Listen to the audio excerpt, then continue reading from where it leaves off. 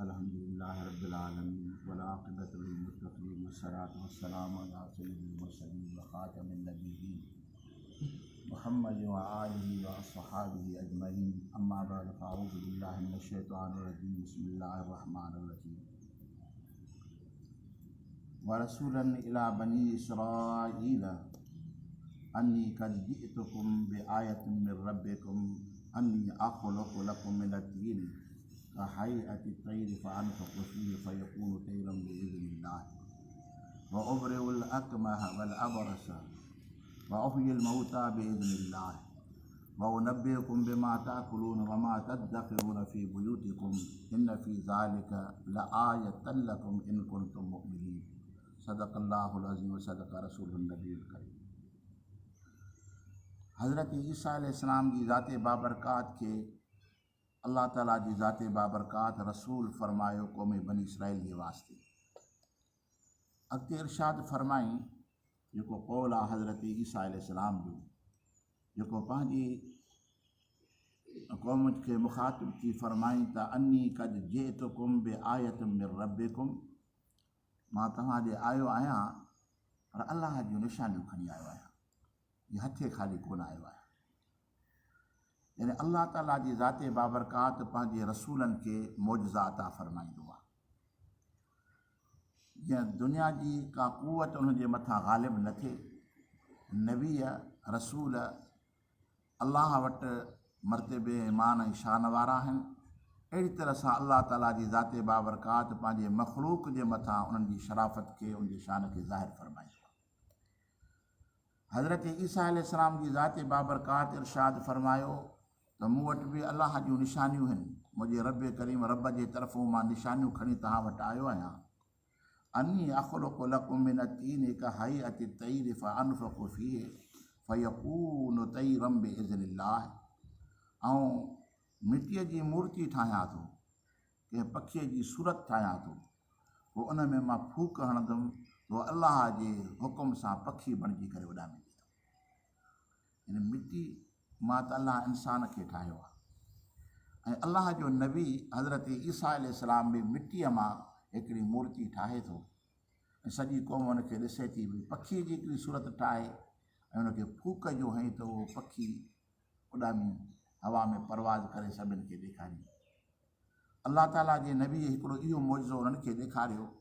ॿियो इरशाद फ़रमाए त व उबरिउल अकमह वल अबरस व उह्यिल मौता बिइज़्निल्लाह, ऐं शिफ़ा थो ॾियां, बरी थो कयां मां मादरज़ात अंधे खे ऐं कोढ़ीअ खे, व उह्यिल मौता बिइज़्निल्लाह, ऐं मुअलनि खे ज़िंदह कयां थो अल्लाह जी इज़्न सां, अल्लाह जे हुकुम सां। यानी ॿ दफ़ा आयो बिइज़्निल्लाह, इहो इन करे फ़रमाई त मता तव्हां मुंहिंजे मौजज़नि खे ॾिसी करे भुलिजी पओ त हिकु अलाह जो पुटु आहे, अलाह जो जुज़ो आहे, अलाह जो हिसो आहे।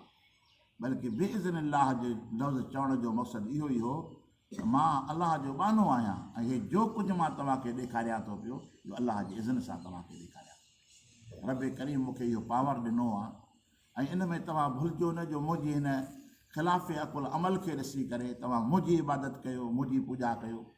हज़रत ईसा अलैहिस्सलाम घड़ी घड़ीअ बिइज़्निल्लाह इन करे पियो इरशाद फ़रमाए त जिन खे यकीन थिए त मां अलाह न आहियां बल्कि मां अलाह जो बानो आहियां। अकमह जी माना आहे मादरज़ात अंधो। हिकिड़ो शख़्स उहो आहे जेको पहिरियों उनखे अखियूं हुयूं, पोइ वरी वॾी उमिरि जे करे उनजी अखियूं वेही वियूं या बीमारी जे करे वेही वियूं, इनखे अकमह न चइबो आहे। अकमह उनखे चइबो आहे जेको हीउ जहान ॾिसे ई न, अमड़ जे पेटो हिन जहान में अचे नाबीन बणिजी। ऐं डॉक्टर चवनि था अॼोके दौर में मेडिकल चए थी पई त जेको माण्हू अखियुनि वारो जेकॾहिं नाबीन थी पए त उनजे लाइ दवा आहे ऐं उनजी नज़र वधाइण जे लाइ इलाजु आहे, पर जेको अमड़ जे पेटो नाबीन थी अचे थो पियो उनजे लाइ इलाजु आहे ई कोन। यानी उहा शइ अलाह उन में रखी न आहे। हज़रत ईसा अलैहिस्सलाम फ़रमाए थो पियो जेको मादरज़ात अंधो यानी ॼाओ आहे त ॼमण सां ई नाबीन आहे, उनखे खणी अचो त मां उनखे शिफ़ा थो अचां। यानी हिकिड़ो अहिड़ो इलाजु जेको जंहिंमें तमसील न हुजे। यानी मसइलो छा थी पियो त जेकॾहिं मां इलाजु कयां हिकिड़ो ॿियो बि इलाजु करे त हुन में तमसील थी पइजे अदा हे इलाजु करे सघे थो त मां बि करे सघां थो पियो। हाणे अलाह ताला जी ज़ाते बाबरकात अकमह जो लफ़्ज़ चई करे ऐं अलाह ताला जी ज़ाते बाबरकात इहो वाज़िब फरमाई त नबियुनि जे मिसल त केरु नथो थी सघे, पर अलाह जा नबी जेको कमु कनि था उनजे कम जे मिसल बि को कमु नथो करे सघे। यानी उन्हनि जो मौजज़ा जेके मथा करे वल अबरस अबरस सरबा कोड़ीअ खे जंहिंजो बदन जंहिंजी खल अछी थी वञे, जॾहिं हुनजे मथां ग़ालिब थी वेंदी आहे त हुनजो इलाजु कोन हूंदो आहे। पोइ माण्हू बदसूरत नज़र ईंदो आहे, चहिरे जे मथां अछाण हुजे या के उज़ो अछो थी पए वतंदो पाण खे लिकाईंदो। हज़रत ईसा अलैहिस्सलाम फरमाए त मां उन मरीज़नि जो इलाजु कंदुसि मौजज़े जे दौरान मौजज़े जे तरफ़ां जंहिंजो इलाजु दुनिया में हुजे। मुफ़सर इकराम फरमाइनि था हज़रत ईसा अलैहिस्सलाम जे ज़माने में दुनिया जे अंदरि पंहिंजे ऐलान नबूअत रिसालत फरमायो, उन वक़्तु दुनिया जे अंदरि हिकमत जो वॾो चर्चो, वॾा हकीम हुया, जराह हुया ऐं वॾो इलाजु कनि पिया। अलाह ताला जी ज़ाते बाबरकात पंहिंजे नबी की सलासम खे बि मौजज़ो उनजे मुसावी अता फरमाई। मुसावी मां मुराद उनजे मिसल ही जेके माण्हुनि खे इलाजु करे पाण जे क़ाइल ऐं माइल कनि था पिया त मुंहिंजो नबी छो न अहिड़ो मौजो खणी वञे जेको हुन सभिनी खे पंहिंजे तरफ़ ॾे माइल। ऐं तफ़सीर में अचे थो त 50,000 माण्हू 40,000 माण्हू हर रोज़ हज़रत ईसा अलैहिस्सलाम जे दरवाज़े ते ईंदा मरीज़ जी सूरत में। अलाह जो नबी बसि रुगो उनखे हथड़ो घुमाए, मसीह त हुयो, मसीह जी माना मस करणु, जंहिंखे हथु घुमाईंदो वञे सभु शिफ़ायाब थींदा। यानी ईअं न त दवा ॾे, इलाजु ॾे, फ़क़ीर ॾे दवा खाइजां, हफ़्ते खां पोइ हवालु ॿुधाइजां, त इहो त दुनिया जो दस्तूर थी पियो, दुनिया वारो अमल थी पियो। मौजज़े में फ़र्क़ु आहे जो अलाह ताला जी ज़ाते बाबरकात जेकॾहिं दवा खे उनजे विच में वसीलो बणाए त पोइ त मौजज़ो थींदो ई कोन्हे न। जेकॾहिं अलाह ताला जी ज़ाते बाबरकात दवा जी शिफ़ा खे तर्क करे ऐं पंहिंजे नबी जे मसह खे शिफ़ा बणायो त जीअं दुनिया वारनि खे ख़बर पए त नबियुनि जे वजूदनि जे अंदरि वॾियूं बरकतूं हूंदियूं आहिनि ऐं अहिड़ियूं बरकतूं हूंदियूं आहिनि त दुनिया जे कंहिं शिफ़ा खाने में एॾी शिफ़ा न आहे, कंहिं दवा में एतिरी शिफ़ा न आहे जेतिरी अलाह ताला जी ज़ाते बाबरकात पंहिंजे नबियुनि जे वजूद में शिफ़ा ऐं रहमत रखी आहे। हज़रत ईसा अलैहिस्सलाम जी ज़ाते बाबरकात फरमायो त आऊं अबरस वारे खे कोड़ीअ खे बि शिफ़ा ॾियां थो। ऐं आख़िरी ॻाल्हि कहिड़ी फरमाई व उहियल मौता बिइज़्निल्लाह, इहा ॻाल्हि फरमाई त ऐं अलाह जे हुकुम सां मुर्दनि खे ज़िंदा कयां थो। आहे को अहिड़ो को हकीम को डॉक्टर जेको मुअल खे जहिड़ो करे ॾेखारे, मां मुअलनि खे बि ज़िंदा कयां थो पियो अलाह जे। यानी इहो वॾो कमाल आहे, इहो अलाह जे नबी जो वॾो मौजूदो आहे। मुफ़सर करां त 4 मुर्दनि खे हज़रत ईसा अलैहिस्सलाम ज़िंदा फरमाए। हिकिड़ो मुंहिंजो दोस्त हुयो, वफ़ात करे वियो, उनजी भेणुनि खे तलाश कयो ईसा अलैहिस्सलाम खे, पर कोन मिलियो, पाण सफ़र ते विया। 3 ॾींहंनि खां पोइ हज़रत ईसा अलैहिस्सलाम अची पहुतो अची उहा नियाणी रुनी, तूं साईं तूं कोन हुयो त मुंहिंजो भाउ मरे ई न, जे हुजी हा त छो मरे हा, हाणे मरी वियो आहे। तोखे ॾाढो ॻोल्हियो। हज़रत ईसा अलैहिस्सलाम जी ज़ाते हुन सां हुनजी क़बर ते विया, वञी उनखे मुर्दे खे क़बर मां ज़िंदा करे ॿाहिरि कढिया। वरी हिकिड़ी नींगरी वफ़ात करे वई शाम जे टाइम में, जी न, उनखे खणी आया, जेसिताईं तो दावा जो कई आहे त मां मुर्दनि खे ज़िंदा कयां थो, त हाणे हीअ खणी आया आहियूं। अलाह जे नबी उनखे मस फरमाए त उहा बि ज़िंदा थी।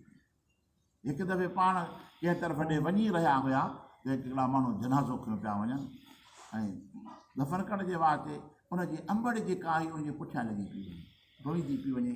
माण्हू हुनखे मोटाइनि पिया, अमां बसि हाणे रिश्तो टुटी वियो, हाणे हिनखे दफ़न करिणो आहे, इहो अलाह जी सुन्नत आहे। पर मां जेका सो पीछो मैयत जो छॾे ई कोन पई, उनखे पोचे मोटाइनि पिया, वरी रड़ियूं कंदी कंदी वरी अची मैयत खे चिबड़ी पए।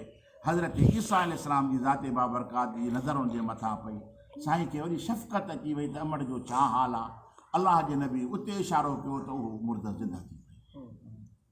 ऐं चोथों हज़रत नूह अलैहिस्सलाम जो पुटु हज़रत साम बिन नूह, हुनखे 1000 साल थी विया वफ़ात करे।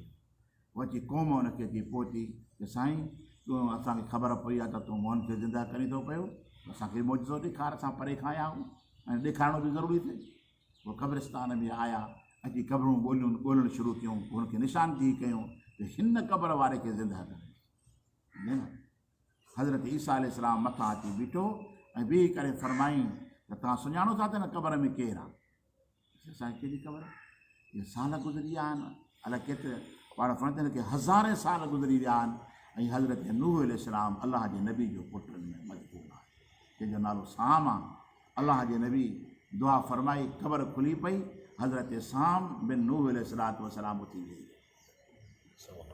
सॼी दुनिया ॾिठो त पंहिंजो तारीफ़ पाण बि कराई त मां नूह अलैहिस्सलाम जो पुटु आहियां। नूह अलैहिस्सलाम जो ज़मानो हज़रत ईसा अलैहिस्सलाम बनी इसराइल जो आख़िरी नबी आहे। हुनखे के हज़ारे साल गुज़री विया, को वॾो ज़मानो गुज़री वियो, पोइ ज़िंदा थियो, सभिनि माण्हुनि खे ॾिठो, हुनजो बुत वॾो हो, हुनजो कदु वॾो हुयो, छोकी पुराणे ज़माने जा माण्हू एॾा ज़ख़ीम बि हुया, तवील बि हुया।